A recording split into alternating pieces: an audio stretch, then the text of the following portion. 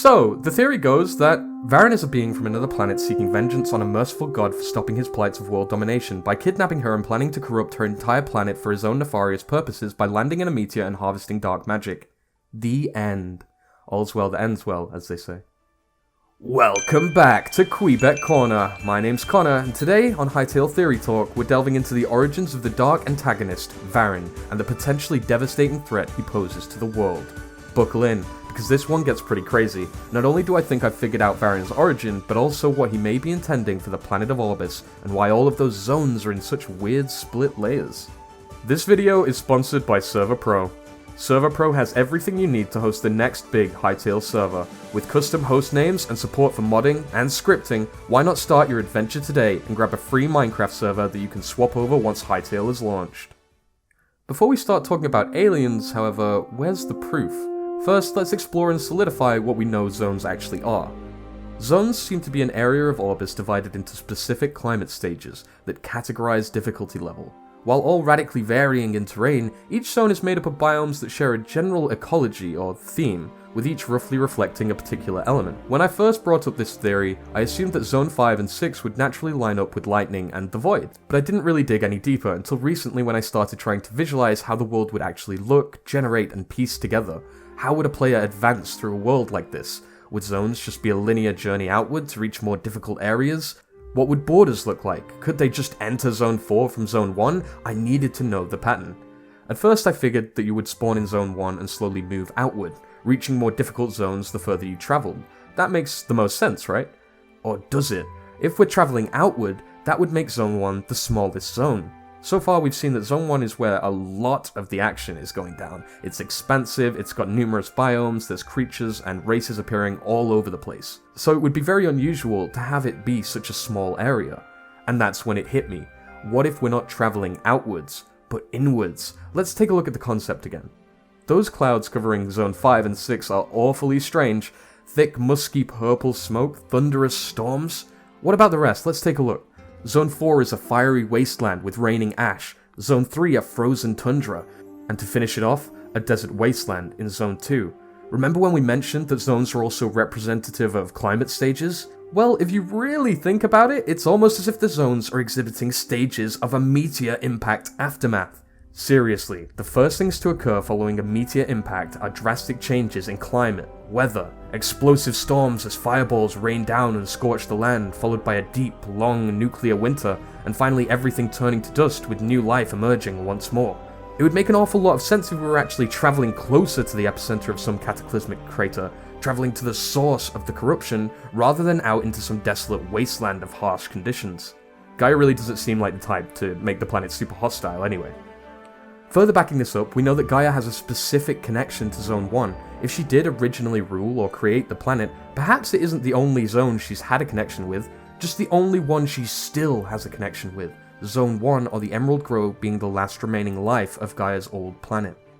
And let's be honest, what's the most likely thing in Hytale to crash land onto ORBIS and cause an epicenter of pure void? None other than our boy Varyn. It's even mentioned by the artist that he doesn't look humanoid and isn't from ORBIS at all. Need more proof? Well, there's evidence that Varyn's magic has slowly been reaching outward and corrupting the world for a while. Zone 4 was once a luscious, thick jungle, now forced down below the caves. There were even humans here at one point, but after the impact, the land is devastated and decayed, the humans now piles of undead bones. Zone 3 has seemingly had its waters tainted by dark magics practiced by the Outlanders. And we've even possibly seen Zone 5, or an unrevealed biome in which it contained purple mountains and green lava. Very unusual and not very fitting of our previous 4 zones theme. The green and purple are also the exact same colours that we see represent corruption and dark magic throughout the world and in Varyn himself. How about the floating islands that were mentioned to be in the game? It could be that heaps of land were flung into the air by the collision, suspended now by dark magic, with tall, mountainous peaks reaching up to thick, thunderous storms.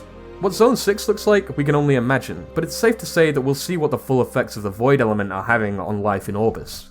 In screenshots, we often see zones bordered by ocean, and the developers even said that an infinitely generated world will lie beyond this ocean, with the larger story remaining relatively contained within these finite zones.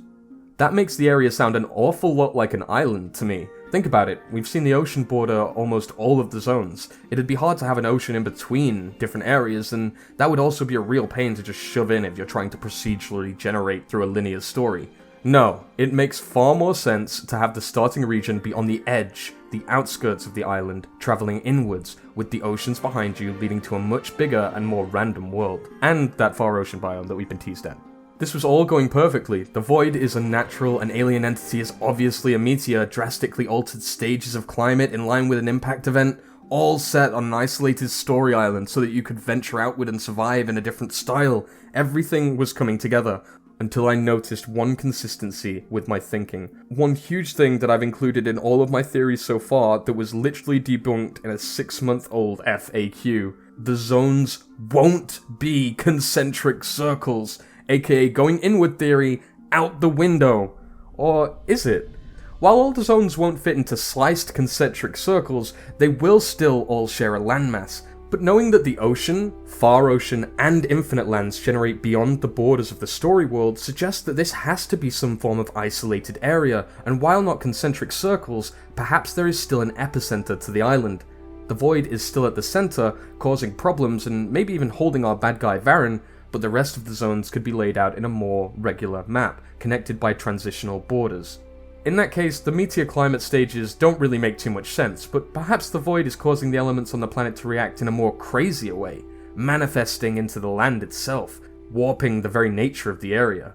Our Zone 5 lightning border may still exist too, preventing you from just walking right up to old Varyn's lair willy-nilly from Zone 1, and picturing it now, it does seem like it would be a pretty cool idea. Let me know what you think, because this is as far as I've gotten with trying to make sense of it all. I've come up with about 6 different layouts for the island, but I'm sure one of you can get it spot on. Back to the alien invasion. Varyn and Gaia are quite similar, not in looks, but in nature.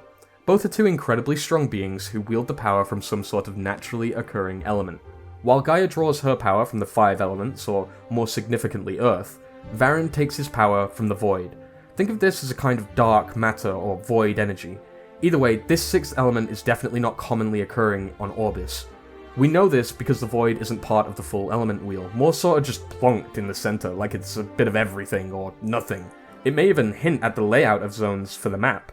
In fact, in some instances, Void isn't shown to be an element at all. It's definitely not in Gaia's braids, unless you consider this tiny piece of purple here could be a hidden Void cube, but nowhere to be seen in other concepts. So, if she created ORBIS, then Void was definitely nowhere to be seen originally. From what we covered in the last video, we're assuming Gaia once protected ORBIS from a great threat, or indeed created the planet herself. It would be logical then that Gaia, being more ethereal and powerful in nature, didn't originate on ORBIS at all. In fact, a neighbouring planet, Numdrassil, with an aesthetic similar to that of Gaia's temple. She probably designed it in her image to make herself feel more at home while away. This suggests that not only Gaia, but Varyn too is alien. Gaia coming from the planet Numdrassil, and Varyn originating from Nexus. But why Nexus? Well, the planet is the next closest to ORBIS besides Numdrassil, so it wouldn't be too difficult for Varyn to just hop on over, similarly to Gaia. Not to mention Varyn's wielding of void energy, which is purple, and what else is purple? You guessed it, Nexus. Perhaps Gaia and Varyn are only the start. It's unlikely, but there could even be more gods, each owning their own planet with respective magics and elements, but we're getting a little ahead of ourselves. For now, we have Gaia and Varyn warring over a planet. We've discussed why Varyn would want to get rid of Gaia before choosing to assault. Perhaps Gaia's presence even created a sort of barrier that stopped him from entering. With her gone, he's able to arrive in full force, crashing to the planet and seeping his corruption. Regardless, what the entire world really looks like from here remains to be seen. My theory is that the collision has caused Zone 6 to become a literal void. You'll have to hop between rocks and floating areas to reach Varyn, or perhaps you'll even need to cross over to the planet Nexus through a dungeon. What do you think the Void Zone will look like, and how does Varyn plan to amass his armies? Let's take another look at our bad guy here. He wields a purple void magic, but his skin is also green. Perhaps this is a feature of his race or his breed, or perhaps he even used to look like Gaia, but became contorted and transformed by darkness. There's so much more stuff to suggest that void magic isn't all that good within the game, and even more to suggest that Varyn is nefariously plotting to build an army on ORBIS.